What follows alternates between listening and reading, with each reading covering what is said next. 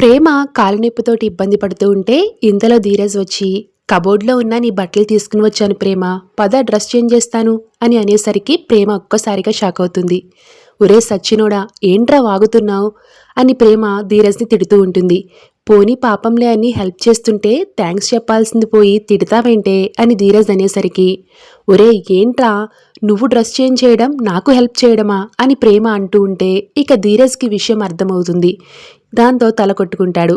ఇక ప్రేమ సిగ్గుపడుతూ నా కాలికి దెబ్బ తగలడాన్ని అవకాశంగా తీసుకుని నాకు సేవలు చేస్తున్న వంకతో ఈ డ్రెస్ సాకుతో మనసులో ఆలోచనలన్నీ బయటకు తీస్తున్నావుగా, అర్థమైందిలే, బాగా అర్థమైంది అని ప్రేమ అనేసరికి జెన్యూన్‌గా నేను హెల్ప్ చేయడం కోసమే అన్నానే తప్ప నా మనసులో ఎలాంటి ఆలోచనలు లేవు, అసలు ఉండవు కూడా అని ధీరజ్ అంటూ ఉంటాడు. ఓహో, అబ్బబ్బా, ఈ స్వాతి ముత్యపు అమాయకపు యాక్టింగ్లే వద్దు.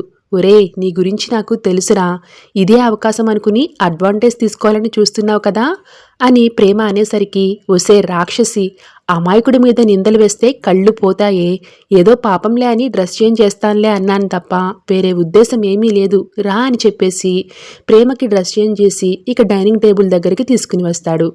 ఇంతలో నర్మద ప్రేమకి భోజనం తీసుకుని వస్తుంది.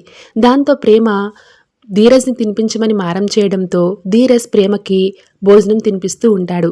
ఇక అప్పుడు ప్రేమ నాకు ఎందుకో అది యాక్సిడెంట్‌లా అనిపించట్లేదక్క, ఎవరో అది కావాలనే చేశారక్క అని ప్రేమ చెప్పేసరికి ఇక ధీరజ్ నర్మద ఒక్కసారిగా షాక్ అవుతూ ఉంటారు.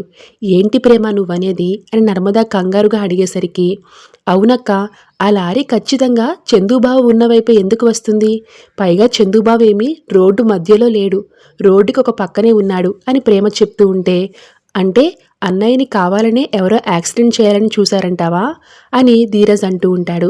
ఇంతలో శ్రీవల్లి అక్కడికి వచ్చి ఏంటి తెలిసిపోయిందా అని అనేసరికి ప్రేమ నర్మద ధీరజ్ ఒక్కసారిగా షాక్ అయ్యి శ్రీవల్లి వైపు చూస్తూ ఉంటారు.